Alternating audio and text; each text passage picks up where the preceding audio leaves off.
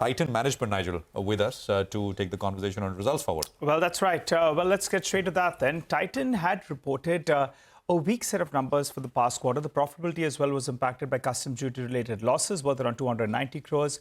Lower demand in the salt oil segment as well did hurt them. We have with us Mr. Ashok Sonthalia, the CFO at Titan, who joins in. Hi, Mr. Sonthalia. Good morning, and always good to have you on the show. Well, before we get to the past quarter's numbers, tell us, how was Dhanteras? How was business if you compare it on a like-to-like basis? And what's the outlook for the jewelry revenue for the remainder of this year? Good morning. The month gone by, the festives, have gone by. We are extremely satisfied. Not only jewelry, across categories where we operate, watches, all, they have done extremely well. And we are very happy. We are not giving a specific number on like-to-like for the festive season, but it was very good. There's no sign of slowdown or anything of that. It was as good as you expected, right? Yes. Yeah.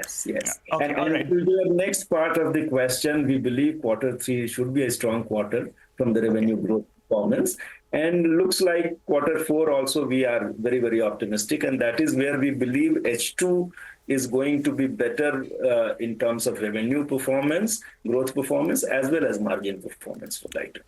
Okay, and we'll want to press you a little bit more on these numbers. But I just wanted your quick comment about the lab-grown business, that's launched under Trent.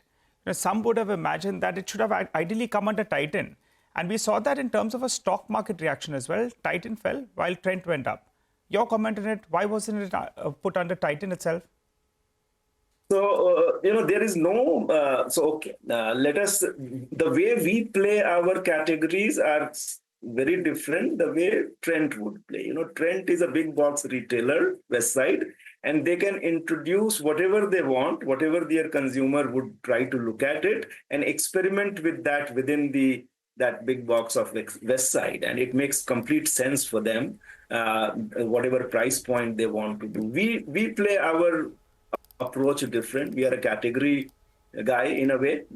We try to build brands. We try to create some exquisite product and then go exclusively for those products. So approach is very different, and both companies are free to pursue their strategy. I don't think there is like, if you know that West Side also sells perfume, but we sell perfume as a category and a skin brand. They also do women's bag, but we do women's bag under Earth and Fast Track brand with exclusive stores. So all those things happen. But LGD is getting more discussed compared to these categories, which is fine. That's a very gracious response, Mr. Sonthalia, and a point very well made.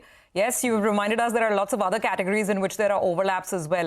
But I'll tell you why this lab-grown diamond debate is a little louder than the others, because I think what we're also trying to understand is whether there is a structural shift at play here. Now, if we look at the share of the studded business for Titan, that share has come down to, I think, 30%. That's what our colleague Mangalam points out, from 33%. Solitaires have not been doing that well. And it's a very real question, right? Especially for some of the entry level or the mid-market studded jewelry. If a customer wants to go and buy something, for daily use, now there is a very real market of lab-grown diamonds. I mean, I think, so the high-end wedding purchase for the discerning customer, that obviously is a business perhaps well protected. But what about the rest of it? So give us an outlook on your studded business and whether you will look at starting a lab-grown diamond range as well to prevent customers from shifting elsewhere. So far, Surabhi, data are not supporting that hypothesis which you just spoke about.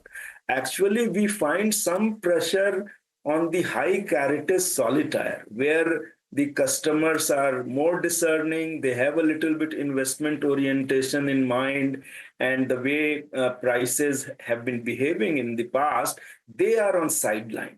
They want to defer their purchase till the dust settles down and they really understand. But as far as the smaller diamond jewelry is concerned, 1 lakh to 2 lakh, 2 lakh to 5 lakh, actually we have seen very, very strong buyer growth, the studded growth. Actually, if you take out the solitaire, our studded growth has been pretty decent, high teen number in this quarter also. If you look at, say, sub 1 lakh category where Mia and Carrot Lane plays, and they are largely, diamond, natural diamond player, and their strong numbers are in front of you. Actually, the secondary growth for Carrot Lane was 40% plus in this quarter. Mia has also done extremely well. So far, data is not suggesting that substitution is happening.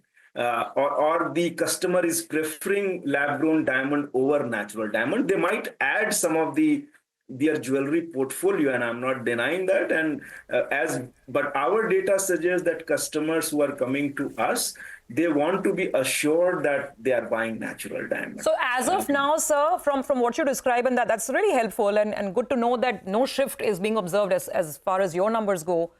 So right now, you're not thinking of bringing lab-grown diamonds under the Tanishq fold, right? We don't get that sense from you at all right now. We have been maintaining this, that we are very, very keen observer of this category.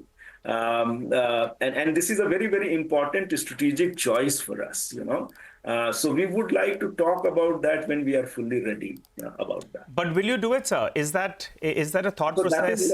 That is what, Nigel, I'm saying. We will talk about that when we are ready to talk. But you're open to it. It's not something that you're entirely writing off, right? As of now. Examining of the category and close observing the category means that both way our steps could be. I think Prashant and me, we are close observers when we go to the jewelry shop, right? But we don't buy anything. The BV makes all the decisions. I have a foolproof formula for that. I will go. No, then you get into trouble. But you know what? Just to complete the point, Mr. Sonthalia, because all the men, including the one sitting next to me on the table, they'll always talk about whether diamonds are a good investment or not. So just for the reference, and you mentioned that, right? Because at a solitaire level, prices have been coming down. What has been the reduction in natural diamond prices? In the small diamond category, there has not been anything which is significant. In large carats, yes, there has been, if you look at, say, maybe 1 year, 2 year, in our setup, maybe 10%. Overall, maybe even more than that, as far as the market and industry is concerned. Okay, so that's a fair bit on the jewelry business. Okay, let's also talk about the rest of it as well. Just give us the growth trajectory and also the margin implication, because that's the other big point. I mean, this quarter, you had to deal with the impact of the import duty cut as well. But again, this guidance revision, is it just because of the duty cut? And on a steady state basis, what is the kind of margin that you're hoping to maintain, the blended margin at the company level? So the guidance cut is after normalizing for duty cut. We do expect that in Q3, which should be the last quarter because of July 23 impact of custom duty cut, we would expect another 280 crore of inventory loss will flow in Q3. So normalizing for that, we have said for FY25 jewelry business should deliver 11 to 11.5 compared to earlier 11.5 to 12.5 number which we had given. It is more to do with the love for gold. We always knew that Indians love gold, but now it is more pronounced, and that is what we are seeing that. And this is the product portfolio which is putting pressure on the margin. Of course, gold prices being very high, there are all sorts of competitive actions are also happening on exchange, on gold price being very tight. So people are trying to entice customers. So some of those actions, but it is more product portfolio. Okay, all right, Mr. Sonthalia, very quickly, a couple of numbers before we let you go. Carrot Lane, I think it's doing margins of around 7%. I think the vision is to take it to 10%. By when? And also, if you could tell us, if you could give us studded sales as a percentage of the total mix, it had come down. Do you believe that it will hover around these levels, or do you see it get back to that 30-32% odd?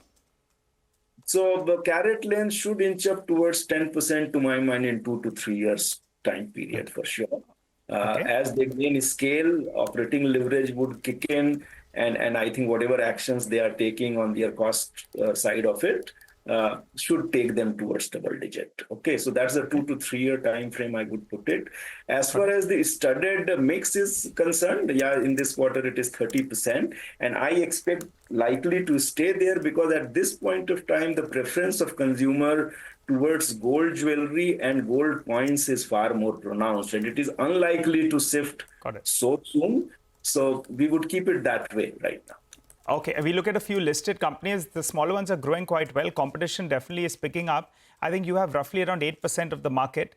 Are you holding on to your market share? Because your vision is to get, I think, to double digits in the next few years. So are you outgrowing the industry and holding on to your market share? We are holding on to market share as far as FY25 so far is concerned. And we still believe that our ability to keep inching up towards 10% by say FY27 is there. And you know, largely the share is coming to organized player from unorganized. So some of the listed player or some of the data which comes in the market doesn't give you the complete picture, which is largely still unorganized sector. So I think we still believe that towards 10% journey is would happen for us. Okay, Mr. Sonthalia, pleasure listening to you, sir, and hope to speak with you again soon. Thank you very much for being here on CNBC TV18. That's the management of Titan with Perspective. Stocks down about 3% or so.